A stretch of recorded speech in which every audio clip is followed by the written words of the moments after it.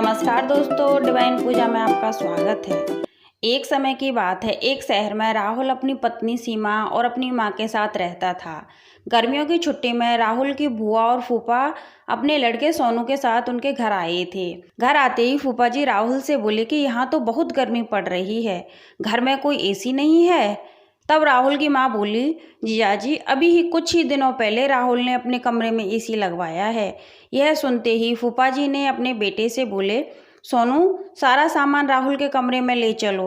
राहुल और उसकी पत्नी सीमा चुप रहे क्योंकि उन्होंने सोचा कुछ ही दिनों की तो बात है। इस तरह बुआ और फूफा जी को राहुल के घर रहते रहते महीना हो गया और राहुल ने अपनी माँ से पूछा कि माँ, बुआ जी कब जाने वाली हैं? हम कब तक ऐसे ही हॉल में सोकर अपना गुजारा करेंगे? राहुल की माँ बोली, बेटा रिश्तेदारी का मामला है, हम कुछ कह भी तो नहीं सकते। राहुल की पत्नी सीमा बोली, यह सब तो ठीक है, लेकिन उनका छोटा बेटा सोनू सारा दिन घर में उधम करता रहता है और कल तो उसने हमारा नया सोफा भी बुरी तरह फाड़ डाला। तब राहुल इस बात पर बहुत गुस्सा हुआ कि नया सोफा फाड़ दिया। तब राहुल अपनी पत्नी सीमा से बोला, तुम सोनू को ऐसा करने से रोकती क्यों नहीं हो?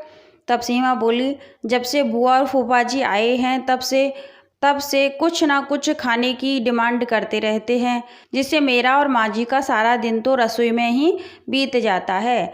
तब राहुल ने कहा कि मैं अभी जाकर फूफा जी से पूछता हूँ कि वह आखिर कब तक जाएंगे।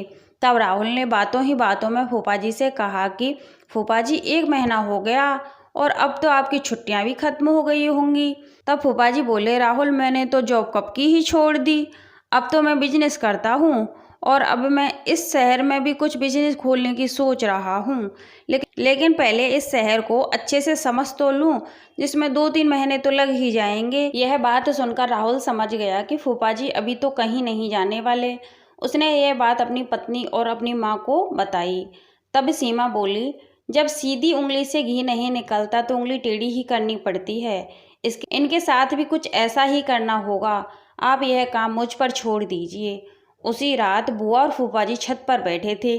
तभी उनका लड़का सोनू चिल्लाता हुआ उनके पास गया और बोला, मम्मी मामी तो पागल हो गई, आपकी सारी महंगी महंगी साड़ियाँ फाड़ दी और कमरे में कुछ सामान भी नहीं दिखाई दे रहा है, पता नहीं कहाँ गया सारा सामान।